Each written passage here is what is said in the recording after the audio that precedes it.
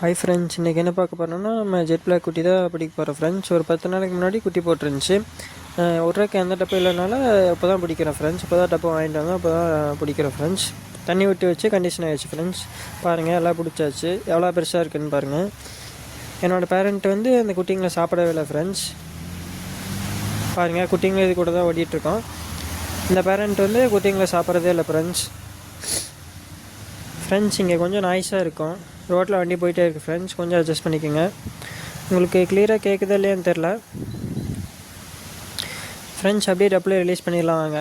நம்ம வீடியோவை சப்ஸ்கிரைப் பண்ணி வச்சுக்கோங்க ஃப்ரெண்ட்ஸ். இந்த டப்பில் தான் ரிலீஸ் பண்ண போகிறோம். பாருங்கள் எப்படி இருக்குன்ட்டு.